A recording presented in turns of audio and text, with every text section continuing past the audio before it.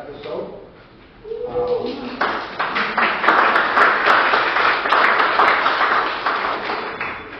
My name is Mike Wojciechowski. I am a post member here. I'm not sure if everybody knows this, but this post is over 100 years old. So basically, welcome to my house. So, without further ado, I'd like to welcome my co-host, Malika Gardner.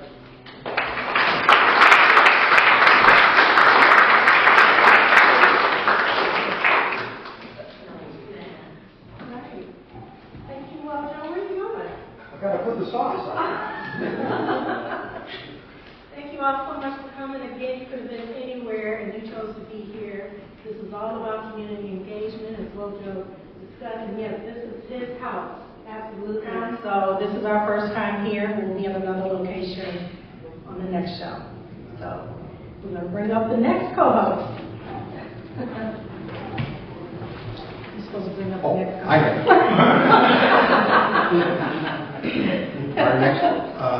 Our next is the youngest political ambitionist to try to run for Evanston mayor. Right, he did run for it. Well, yeah, he did, but he didn't win. But there's always the next election, right? Mm-hmm. Sebastian Nuss. Yes.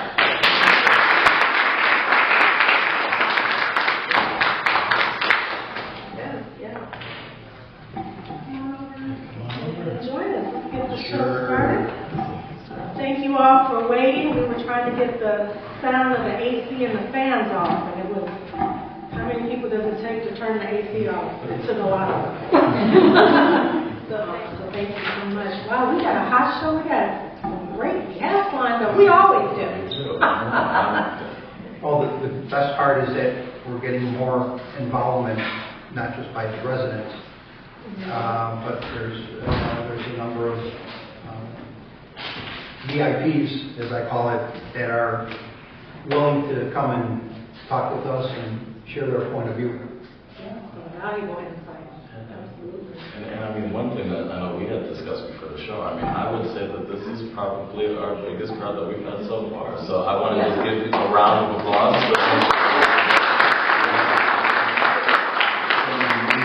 Beautiful faces. So I am excited to be here with my co-hosts and with the folks that are here with us to support our mission. You know, people have been watching our videos online on social media, and they've been, a little hesitant to come out and see what's going on, but I think you all are going to make them comfortable. It's safe. We don't bite up here. There's a distance between the stage and the crowd. Absolutely. And I know we're going to talk more about the debate later in the show, but it was interesting. it was interesting. What did you all interesting? Presidential debate? Painful. Painful. Well, some people enjoyed it. I was actually here that night for the board meeting, so I unfortunately didn't get to see it, but I heard a number of things about it. So, but I don't pass judgment on that because I didn't see it. So, Okay.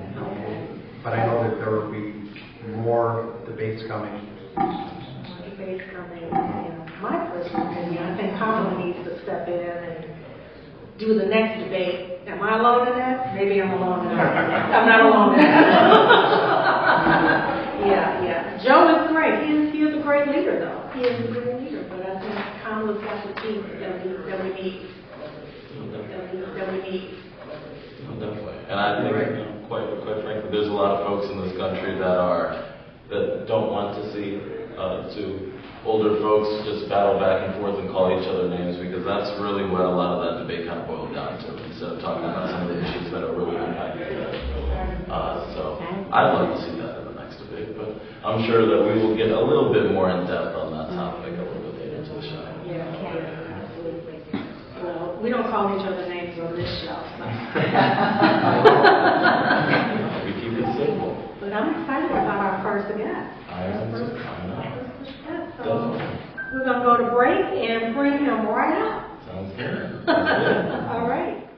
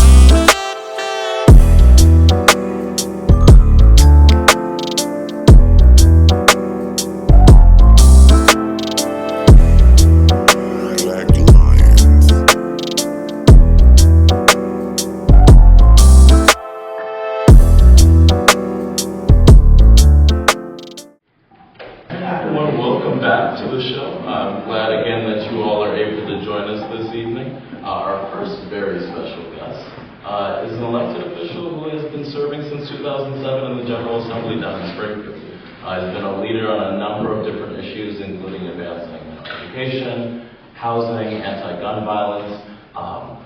He was one of the lead sponsors for making Juneteenth a state holiday before the federal government did. So very big props to that. So I'm very excited to be introducing Representative Shawn on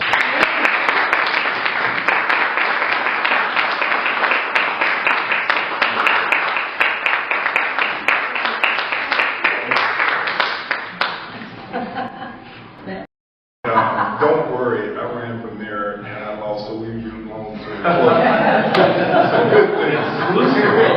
It's a good thing. But yeah, thank you for coming on the stage with us today. I really appreciate that you can join us.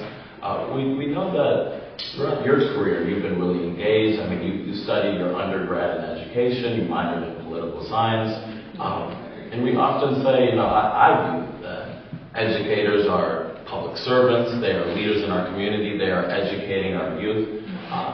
What made you want to take that first step into education, really engaging the community in that fashion? And then what made you want to take that next leap into becoming an elected official? Well, you guys, thanks for having me. Malika probably knows all the answers because we know each other well, but I was first in the seminary to be a priest, so it's always been in my heart and soul to be a servant. But after discernment, after 1 year in the seminary, I knew that wasn't going to be the life for me. And the next step was education, because I was at Loyola, and Loyola had a seminary as a part of the university, and it was a Niles College seminary, which was associated with Loyola, and so I just moved right into the School of Education. And, it wasn't that simple, but it was. And I'm glad you gave me a chance to say this. I went back to visit my 8th grade teacher, and she asked me what was I doing, and I told her what I was doing. At that time, I had switched to be a political science major, so I didn't go straight from priest to education. I actually went back to my school, my elementary school, which was a Catholic school on the west side, and Our Lady Help the Christians. And my elementary school teacher, 8th grade teacher, said, "What are you majoring?" And I said, "Political science." And she said, "What are you going to do with a degree in political science?" And she said, "You would make a great teacher." So I was a sophomore, and she said, "You should go and see your counselors and talk about possibly majoring in education." And I listened to her, and I actually did that, and I didn't miss a beat. I was able to change my degree from political science to education. And I had a job waiting on me right out of college. And let me tell you about his passion for education now. This is how I came to know State Rep Ford. I was on the board of We Will Women, and it was about women getting involved in legislation. And that was something I was very new to, but I wanted to do something for change, right? And I wanted something with education, something with Black history. Now this was back in what, 2020, 2021? Right. Before DeSantis and all that madness started with Black history, the fight against it. But the fight against Black history was happening way before then, because I approached him about doing pre-enslavement for Black history, like knowing who we were prior to being enslaved. So he allowed me to amend the bill, and he pushed it through, but it wasn't without a fight, because this man went head to head with some Republicans in Springfield. Let me tell you, it was intense. It was intense, and one of the statements was, well, if we do it for the Blacks, then we have to do it for the Puerto Ricans and everyone else. And I was like, I can't believe these people are actually saying this. It was really something. do it, if we do what? If we teach accurate history about how black people are a part of the American history. And as Malika taught all of us in Springfield, it's not just about how black people were here in America as enslaved people, but what about before we were enslaved? That was a big, I think that was the problem. They don't want people to know that. Right. They don't want people to know that. Some of our colleagues really are not interested in knowing the truth. And truth shall set us free. And not just black people. I mean, we all need to be set free. Right, right. Well, we did co-author the Inclusive American History Bill, so that includes everyone that helped to build this country. And it was a push against that. Well, I got to tell you, it was your leadership, and that's why I'm so proud to be on the show, because this is what it's about, including people. I'm sure, and I hope that something comes for us to do in Springfield from your gatherings, because we had so many town hall meetings and inviting people to the table, it became a more inclusive bill. It wasn't just about black people and enslavement and pre-enslavement. It became about the fact that women history needed to be taught accurately, that the Jewish community history needed to be taught accurately. Everyone's history itself, even the white man history isn't taught accurately. No. You know, because the white man actually, and I'm not trying to start a war here, but the white man actually wrote the history, and it makes him superior. And that's not the way history should be. It really dilutes the contribution of women, blacks, and Asians, and, you know, Natives. Definitely. Yeah, you brought them all together. Yeah. Right out here in Evanston. Where did we have that press conference? Well, it was during COVID, so we It was outside. Oh, yeah. Oh, Robert Brown. Yeah. Robert Brown. We did have that at Robert Brown. But I think that lets people know that, I mean, I was someone who had never did anything like that, but everyone can make change like that. You can do it. Yeah. Especially you. I mean, you have a great representative in Robin Gable. I mean, she listens, and she welcomed me to the town, and I didn't think she gave us any pushback. She welcomed us in, and so we were able. She could have easily objected to me having a press conference at the center and caused problems. And, you know, I often tell her I would trade. I would like to do a trade of districts for a little time and let her come represent my district on the west side. Oh, that'd be interesting. Yeah, you know. She doesn't want to do it, but That'd be interesting. So call and tell her you want a rep for a day. No, I think you touched on it a little bit, but I'd love to hear you expand more on it. On some of the mechanisms that you've used to really engage the community on the west side of Chicago. Because I mean, especially during the 2023 mayoral race, I spent a lot of time across the entirety of Chicago and meeting different people from all of the 77 neighborhoods. And how have you approached that community engagement? How do you try to foster some of those relationships with folks? How do you uplift members of the community who are really engaged in the work that's going on? That's what democracy is. I don't care if I like what you're saying or not. I'm going to engage you, you know, and I think that everyone has something to say and everyone has something to contribute to society. And if you're not saying what I like, then I'm going to challenge you and I'm going to change your thinking, or you're going to change mine. And I think that's what democracy is about. When we do our best to suppress an individual's thoughts and their vision for America, that's where we fail. And so my belief is having town halls like this, having shows like this, to give people an opportunity to speak and tell their truth is what makes our democracy great. Yeah. So listening is my way of doing it, really listening to everyone.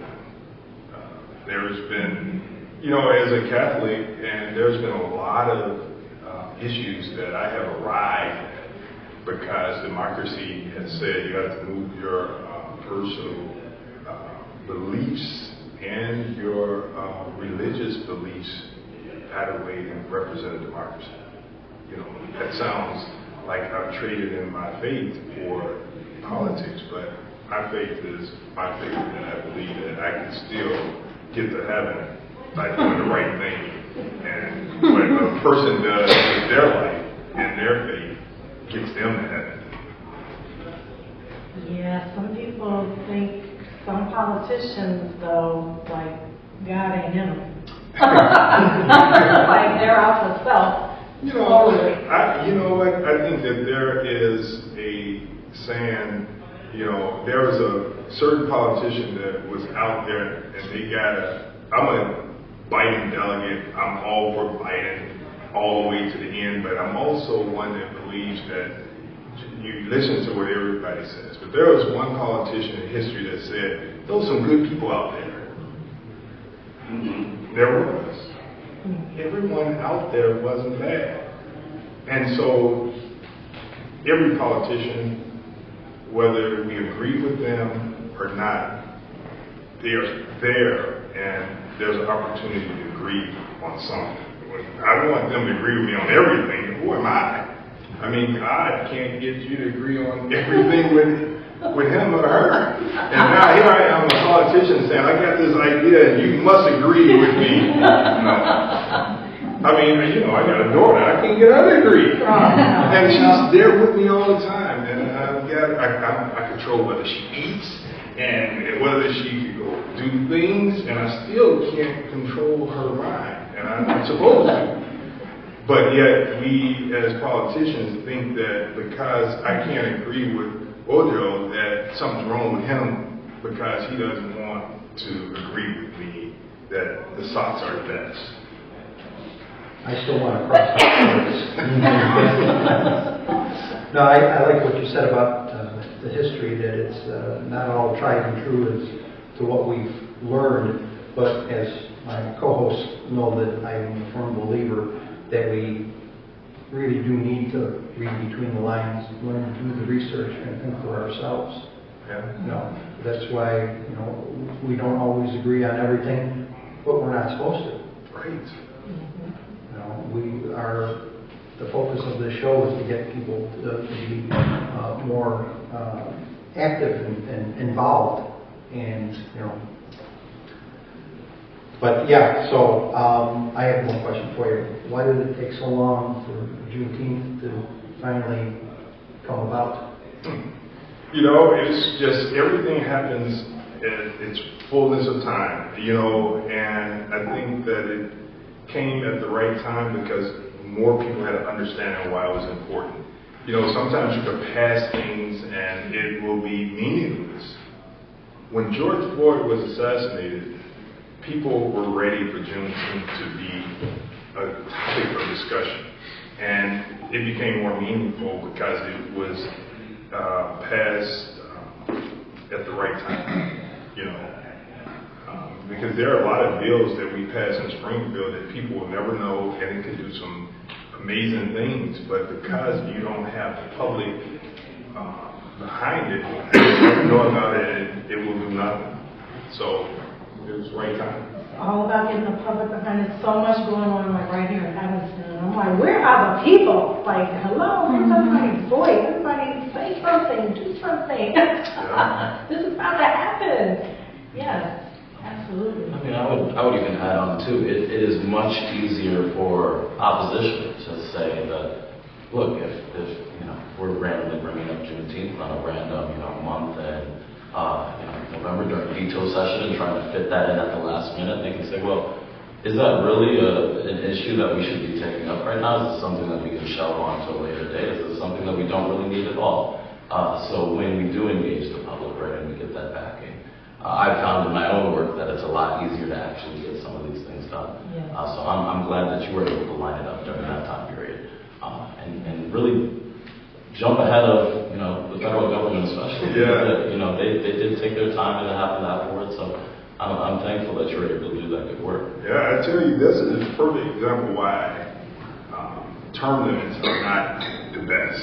Many people might agree term limits. I filed Juneteenth at least 5 or 6 different times in the legislature.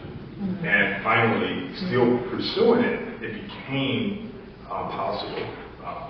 And so I'm happy that I was a vehicle to make it happen. But believe me, the bill didn't pass because LaShawn Ford wanted it to pass. It happened because the people wanted it. That's how much power people have. Civil rights didn't happen because the Congress people wanted it to pass the Civil Rights Act. It happened because the people wanted it to happen. Not just black people, but all people said it's time. Before we have to get on the road, but we wanted to open it up to you if you all have a question for State Rep Ford before we get going. Good afternoon. What are your views on preserving the black community? So the black community. No. What I mean by if there is a black community that is set in place and is fighting to remain in place and has been displaced, how would you react to that? Well, you know, now I have to be honest, and you may not like what I'm about to say, I'm listening. but I'm going to tell you that a black community, I don't know how much I support segregation as a black community, as much as I support people being able to live wherever they want. I mean, black people have fought forever to make sure that they can go in every community. Yes. So when I hear, and I don't know how my black people might feel about this, but when I hear black people saying, this is our community, it kind of makes me cringe. Because if I want to go somewhere, don't tell me I can't move in that community because it's all white. I want to go where I want to go. And so that's what I feel about it. I just think when we talk about making the community that's, give me the word, that word. No, the one when you, you make it richer and drive people out. Gentrification. No, gentrification. That's different. When you gentrify a group out of a community, My point. that's bad. I don't support that. My point. But I live on one side of me is Hispanic, the other side is Hispanic, the other side is white, you know. So how do we fight that? Gentrification. That's government's responsibility, but the biggest responsibility lies with the people. The people can't stand for gentrification of their community because they are there now. We were. And to allow for the business community to come and push you out is unacceptable. And I think that it could be stopped. That's what By people coming together. I think this is a great platform to make sure that you grow the support for protecting communities' interests. Yeah, you know, some years ago I worked for Regal Park, the park district, and I was in charge of Regal Park, Elks, and Brown Park. And so myself and George Powell just kind of started noticing something that was happening. And it's speaking to what you're talking about. And what we watched happen was them change apartments to condos. And they priced everybody out and moved them across Howard Street. And so a lot of times that happens because we don't have the income to live in a community. And so when we don't have the income, it's like they know it. And it's like, well, the owners say we want what? We want our money. Like, we want as much money as we can get. And we're the first one, last one hired, first one fired, and their income is not there, we don't have generational wealth, then that's a problem. I'm not sure what we can do about that. Now, that goes back to your forte education, and how does that get? Well, one thing is for sure, when you are already a resident, you own property in the neighborhood, I mean, it's probably one of your greatest investments. So one, it's a really a tricky situation where you say, we want to suppress the price. Because guess what? If I bought this house for $100,000 this year, and if there's development in my neighborhood and it goes up to $300,000, is that what I want? I want my property value to go up, or do I want to suppress it? You know, so the neighborhood improves, the current people there actually will do better. The problem comes when the property taxes go up. So there has to be some protection for what you call, let's bring back some of the old Jim Crow laws of grandfathering in people that actually live in the community for so long so that their property taxes could remain at an affordable rate because they're grandfathered in and they've been there. So you can't drive them out of their community because they made such a great investment to bring the community where it's at today. I hate to bring up the Jim Crow, but you know, let's maybe some people understand it. You know, let's do some let's grandfather people in.